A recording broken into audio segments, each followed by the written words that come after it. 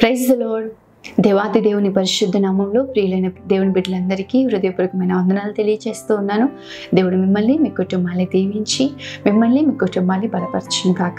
ప్రతిరోజు నీకోసం వేసే మాట అని దేవుని వాగ్దానాన్ని వింటూ ప్రతిదినం కూడా బలపరచబడుతూ ఆధ్యాత్మికంగా దేవుడు మిమ్మల్ని వర్ధిలింప చేస్తున్నాడని మేము విశ్వసిస్తూ ఉన్నాం. ప్రతి మాట జాగ్రత్తగా వినండి. ప్రతి వాగ్దానాన్ని స్వతంత్రించుకోవడానికి కావాల్సిన కృపను ప్రభు దగ్గర నుంచి పొందుకోండి. ఈ వాగ్దానాలు, ఈ మాటలు మీ జీవితాల్లో ఆశీర్వాదకరంగా ఉన్నట్లయితే అనేకులకు షేర్ చేయండి, అనేకులకు తెలియపరచండి. తద్వారా అనేకులు మీ ద్వారా దేవుని కార్యాలు చూచుదురు కాక. ఆమె ఈరోజు పరిశుద్ధ గ్రంథంలోంచి యెషయా గ్రంథము 54వ అధ్యాయం 17వ వచనం.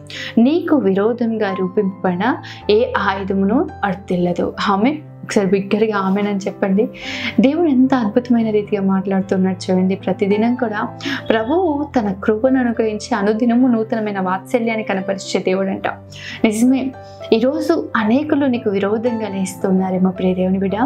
నిన్ను నశింప చేయాలి, నిన్ను కృంగతీయాలి, నిన్ను ఇబ్బంది పరచాలి, నిన్ను నిందల పాలు చేయాలి, నిన్ను అవమానపరచాలి, ఏ విధము చేత నిన్ను బాధ పెట్టాలి అని చెప్పి అనేకులు నీకు విరోధంగా లేస్తున్నారేమో. కానీ ప్రభు దేవాది దేవుడు ఈరోజు నీతోనే మాట్లాడుతూ ఉన్నాడు. నీకు విరోధంగా రూపింపబడిన ఏ ఆయుధము వర్తిల్లదు. ఆమె ఒకసారి బిగ్గరగా ఆమెనని చెప్పండి. దేవుడు నీకు విరోధంగా రూపింపబడిన ఏ ఆయుధంను కూడా వర్తిల్లనిపించాడు. ఆయుధమే అంటే ఏదో అంటే పనిముట్టు అంటే చేతి పనిగా చేసింది కావచ్చు, అంటే వస్తువు కాకుండా విరోధంగా మాట్లాడుతున్న నాలుకలే కావచ్చు, విరోధంగా ప్రవర్తిస్తున్న వ్యక్తులే కావచ్చు, నీకు విరోధమైన ఆలోచనలు చేస్తున్న వారే కావచ్చు. అది ఏదైనా ప్రియదేవుని బిడ్డ, నీకు విరోధంగా నిన్ను ఇబ్బంది పరచాలని ఎంతమంది లేచినా దేవుడు నిశ్చయంగా నీ పక్షాన్ని నిలబడే దేవుడు. మనం చూసినట్లయితే నిర్గమకాండం 23వ అధ్యాయం 22వ వచనం చూస్తే, అయితే ఆయన మాట జాగ్రత్తగా విని నేను చెప్పినది యావత్తు చేసిన ఎడల నేను నీ శత్రువులకు శత్రువులను, నీ విరోధులకు విరోధినై ఉంటాను. ఆమె ప్రభు మాట్లాడుతూ ఉన్నాడు. దేవుని మాట మనం జాగ్రత్తగా వినాలి. దేవుని మాట మనము జాగ్రత్తగా విన్న ఎడల అంట ఆయన చెప్పింది మనం జాగ్రత్తగా యావత్తు సమస్తము చేసిన ఎడల ప్రభువు మన శత్రువులకు శత్రువు, విరోధులకు విరోధి అయి ఉంటాడంట. ప్రియ దేవుని బిడ్డ, దేవుడు ఎప్పుడు మన పక్షాన ఉంటాడు, దేవుడు ఎప్పుడు మన పక్షాన నిలబడతాడంటే మనము ఆయన చెప్పినది యావత్తు చేస్తూ ఆయన మాటను జాగ్రత్తగా విన్నప్పుడు. రోమీలకు రాసిన పత్రిక 8వ అధ్యాయం 31వ వచనం చూసినట్లయితే, ఇట్లుండగా ఏముందుము, దేవుడు మన పక్షం నుండగా మనకు విరోధి ఎవడు? దేవుడు మన పక్షాన ఉంటే ఎవరు మనకు విరోధంగా నిలబడగలుగుతారు? మన శత్రువుల కంటే ప్రభు గొప్ప దేవుడు. ఈరోజు నీకున్న సమస్య కంటే, నీకున్న ఇబ్బందుల కంటే, నీకున్న పోరాటాల కంటే దేవుడు ఉన్నతుడైన దేవుడు. ఆయన గొప్ప దేవుడు, పరాక్రమము కలిగిన దేవుడు, సైన్యములకు అధిపతి యెహోవా అనే ఆయనకు పేరు పెట్టబడి ఉంది. ప్రియ దేవుని బిడ్డ, నిశ్చయంగా దేవుడు మన పక్షాన ఉండాలంటే మనం ఏ విధంగా ఉండాలి అంటే, దేవుని మాట విని ఆయన చెప్పింది యావత్తు చేసేవారిగా ఉండాలి. ప్రభు చెప్పింది కొన్ని చేసి కొన్ని వదిలిపెట్టేవారిగా ఉండకూడదు. సమస్తము నెరవేర్చేవారిగా, దేవుని చిత్తాన్ని జరిగించేవాడు నిరంతరము నిలుస్తాడంట. ఎంతమంది విరోధులు లేచినా, ఎన్ని వ్యతిరేకతలు వచ్చినా, ఎన్ని ఇబ్బందులు కలిగినా దేవుని చిత్తాన్ని నెరవేర్చవని ప్రభు ఎప్పుడు కూడా విడిచిపెట్టాడు. ప్రియ దేవుని బిడ్డ, నీకు విరోధంగా ఈరోజు నీ ఆఫీస్లో, నీ ఉద్యోగ స్థలంలో అనేకులు విరోధంగా లేస్తూ ఉన్నారేమో, నీ కుటుంబంలో అనేకులు విరోధంగా లేస్తున్నారు, నీ చుట్టూ అనేకులు నీకు విరోధంగా లేస్తున్నారేమో. కీర్తనకారుడు అంటూ ఉంటాడు కదా, నా నోట మాటలు రాక మునిపే నా శత్రువులు నాతో యుద్ధమునకు సిద్ధమై ఉన్నారు. చాలాసార్లు మనకి అనుభవం ఉంటుంది. మనం మాట్లాడుతున్నప్పుడే మన నోట్లోంచి మాట వస్తుండగానే ఏ మాట తప్పు పడదామా, ఏ మాట ద్వారా మనల్ని ఇబ్బంది పరుద్దామా, ఏ మాటతో గొడవ పెట్టుకుందామా, ఏ మాటతో మనల్ని ఇబ్బంది పరుద్దామా అని చూసేవాళ్ళు అనేకులు మన చుట్టూ ఉన్నారు. ప్రియ దేవుని బిడ్డ, ఇటువంటి పరిస్థితుల్లో మనం క్షేమంగా ఉండాలి. మనకు విరోధంగా రూపింపబడిన ప్రతి ఆయుధము నిర్మూలపరచబడాలి, మన విరోధులు అణిచివేయబడాలి అంటే దేవుని మాట జాగ్రత్తగా వినాలి. ఈ రోజున చాలాసార్లు ఈ మాటను వాడుతూ ఉంటారు. ప్రతి ఒక్కరి నోట్లో ఈ మాట అందరికీ కూడా రెగ్యులర్గా వాడుతూ ఉంటారు. ఏమంటే, నాకు విరోధంగా రూపింపబడిన ఏ ఆయుధం దేవుడు వర్ధిల్ల చేయడు. నిజమే, దేవుడు నీకు విరోధంగా రూపింపబడిన ఈ ఆయుధాన్ని వర్ధల చేయడు. ఎప్పుడు అంటే దేవుని మాట జాగ్రత్తగా విని ఆయన చెప్పినది యావత్తూ చేసినప్పుడు దేవుడు మన పక్షాన ఉండగా మనకు విరోధులు ఎవ్వరు కూడా ఉండరు. ప్రియ దేవుని బిడ్డ, మనము దావీదు జీవితంలో మనం చూసినట్లయితే సౌలు అనుదినము దావీదును తరుముతూ ఉన్నాడంట. దావీదునకు విరోధంగా లేచాడంట సౌలు. ఏ విధంగా ఆయన దావీదును హతమార్చాలని. సౌలు యొక్క రాజ్యంలో దావీదు ఉన్నప్పుడు సౌలుపైకి దురాత్మ వచ్చినప్పుడు దావీదు తమ్మును పట్టుకొని దేవుని స్తుతిస్తూ ఉండగా అనేక మార్లు సౌలు దావీదుని ఏ విధంగా ఆయన హతమార్చాలి అని తన ఈటను విసిరాడంట. కానీ ప్రభువు అనేక మార్లు దావీదుని కాపాడాడు. అదే విధంగా తర్వాత కూడా సౌలు దగ్గర ఉన్నప్పుడే కాదు, సౌలు దగ్గర నుంచి వెళ్ళిపోయిన తర్వాత కూడా సౌలు ప్రతి దినము అనుదినము దావీదుని తరుముతా ఉన్నాడు. అయినప్పటికీ దావీదును దేవుడు సౌలు చేతికి అప్పగించలేదు.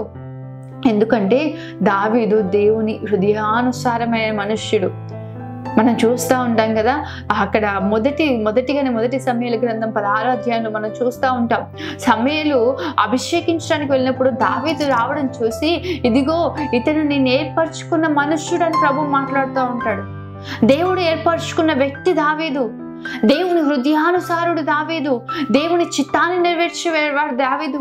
దావీదును ప్రభువు ఎంతగా ఆశీర్వదించాడంటే సౌలు యొక్క సంతానము సింహాసనాన్ని స్వతంత్రించుకోలేకపోయింది, వారు తుడిచివేయబడ్డారు. కానీ దావీదు సంతానము స్థిరముగా యుగ యుగములు తరతరములు నిలిచి ఉన్నట్లుగా ప్రభువు వారిని ఆశీర్వదించాడు. దావీదు సంతానం నుంచే యేసే రావడం కూడా మనకందరికీ కూడా తెలిసింది. నిజమే ప్రియ దేవుని బిడ్డ, ప్రభు మాట జాగ్రత్తగా విని ఆయన చెప్పినది యావత్తు నువ్వు చేసినప్పుడు ఎన్ని విరోధులు ఎంతమంది నీకు వ్యతిరేకంగా లేచినా, ఎన్ని ఆయుధాలు నీకు విరోధంగా లేచినా ప్రభు నిన్ను ఎప్పుడు కూడా కాపాడుతూనే ఉంటాడు. ఆదికాండం 15వ అధ్యాయంలో మనం చూస్తూ ఉంటాం కదా, నేను నీ కేడమునై ఉన్నాను. ఆయన కేడముగా మనకున్నాడు. ప్రియ దేవుని బిడ్డ, ఎంతమంది విరోధులు వారి ఆయుధాలని నీ మీదకి వదులుతున్నారేమో, అది మాటల ద్వారా కావచ్చు, వారికి ఉన్న అధికారం ద్వారా కావచ్చు, వారి ప్రవర్తన ద్వారా కావచ్చు, వారికి ఉన్న బలం ద్వారా కావచ్చు. ఎంతోమంది నీకు విరోధంగా వారి ఆయుధాలు వారు వాడుతున్నారేమో. కొంతమందికి నోరే వారి ఆయుధం, కొంతమందికి వారి బలమే వారి ఆయుధం, కొంతమంది వారి ప్రవర్తనే ఆయుధం. ఇలాంటి ఆయుధాలు ఎన్నో సిద్ధం చేసుకొని ఉన్నారండి. అటువంటి వారి నుంచి ప్రభువు తన కేడముతో నిన్ను కప్పుతాడంట. సైనికుడి చేతిలో మనకు కేడం కనిపిస్తూ ఉంటుంది. కేడం అంటే షీల్డ్. కత్తితో యుద్ధం చేస్తూ ఉంటాడు, కేడంతో తను తాను కాపాడుకుంటూ ఉంటాడు. ఈరోజు మన కేడం ఎవరు తెలుసా? మన దేవాది దేవుడే మన కేడం. ఎన్ని ఆయుధాలు మన మీదకి వచ్చినా, ఎన్ని ఆయుధాలు మనకు వ్యతిరేకంగా ఇచ్చినా ప్రభువు తన కేడం ద్వారా మనల్ని కాపాడే దేవుడు. ప్రియ దేవుని బిడ్డ, జాగ్రత్తగా ఆయన మాట వినండి. అహరోను మీదకి మోషే మీదకి విరోధంగా ఇశ్రాయేలు సర్వ సమాజంలో వేశారు. దేవుడు అహరోన్నే ఏర్పరచుకున్నాడా, మమ్మల్ని ఏర్పరచుకోలేదా అని చెప్పి విరోధులు అనేకులు లేచారు. అటువంటి సమయంలో ప్రభు మాట్లాడుతున్న మాట చదువుదామా? సంఖ్యాకాండం 17వ అధ్యాయం 5వ వచనం చూస్తే, నేను ఎవరిని ఏర్పరచుకుందునో వాని కర్ర చిగురించును, ఇశ్రాయేలులు మీకు విరోధముగా సనుగుచుండు సనుగులు నాకు వినబడకుండా మాన్పివేయుదును. ఆమె ఇశ్రాయేలులు మోషే అహరోనులకు విరోధంగా సనుగుతున్నారండి. ఈరోజు ఆయుధం అనగానే ఏ కత్తో లేకపోతే ఏ ఈటో లేకపోతే ఇంకోటో కాదు. అక్కడ వారు విరోధంగా సనుగుతున్న సనుగులు కూడా ఈరోజు విరోధంగా నీకు అనేకులు సనుగుతున్నారా ప్రియ దేవుని బిడ్డ? మోషేని గురించి కూడా అహరోను సనుగుతూ ఉంటారు. సనుగుతూ ఉంటే ప్రభువు అహరోను మాట్లాడుతుంటాడు, మోషే నా ఇల్లంతట్లో నమ్మకమైన వ్యక్తి, నేను గూఢభావాలతో కాదు ముఖాముఖిగా నా సేవకుడితో నేను మాట్లాడతాను. అటువంటి మోషేని గురించి మీరు మాట్లాడుటకు ఎలా మీరు ధైర్యం చేశారు అని ప్రభు మాట్లాడుతూ ఉంటాడు. నిజమే, ఈరోజు విరోధంగా నీ వెనకాల నీ గురించి వ్యతిరేకంగా మాట్లాడేవారు అనేకులు లేస్తుండొచ్చు, అనేకులు నేను ఇబ్బంది పరుస్తుండొచ్చు. ప్రభువు దృష్టికి యథార్థంగా జీవించు, ప్రభు ఏర్పాటు చొప్పున నువ్వు జీవించు ప్రియ దేవుని బిడ్డ. దేవుడు నీకు చిగురింప చేసే దేవుడు, నీ శత్రువుల ఎదుట నిన్ను ఘనపరిచే దేవుడు. కీర్తనకాడు అంటా ఉంటాడు కదా, నా శత్రువుల ఎదుట దేవుడు నాకు భోజనము సిద్ధపరిచి ఉన్నాడు. అక్కడ 12 గోత్రాల నుంచి 12 కర్రలు తెబ్బడి ఉన్నాయి. లేవి గోత్రం అహరోను పైన అహరోను పేరు రాయబడింది. ఆ కర్రలన్నిటిని తీసుకొని వెళ్ళి ప్రత్యక్ష గుడారంలో దేవుని మందసం ఎదుట ఉంచినప్పుడు అంట అహరోను కర్ర మాత్రమే చిగురించింది. ప్రభు చెప్తా ఉన్నాడు, నేను ఎవరిని ఏర్పరచుకుంటున్నా వారి కర్ర చిగురిస్తుంది, వారి సనుగులు నేను మాన్పివేస్తాను. ఈరోజు దేవుడు మిమ్మల్ని చిగురింప చేస్తాడు. ప్రభువు మీ పట్ల ఉన్నాడని, దేవుడి కృప మీ పట్ల ఉందని, ఆయన ప్రణాళిక మీ పట్ల ఉందని అనేకులు తెలుసుకున్నట్లుగా దేవుడు మిమ్మల్ని చిగురింప చేస్తాడు. సనుగుతున్న వారి సనుగులన్నిటిని మాన్పివేస్తాడు. మోషే ఎలా అయితే దేవుని ఇల్లంతట్లో నమ్మకమైన వాడిగా ఉన్నాడు, దేవుడికి నమ్మకమైన వ్యక్తిగా మీరు ఉండండి ప్రియ దేవుని బిడ్డ. తద్వారా ఎవరు మీకు విరోధంగా సనిగిన, అది మీ సొంత ఇంటి వారైనా ప్రభు చూస్తూ మౌనంగా ఉండడు.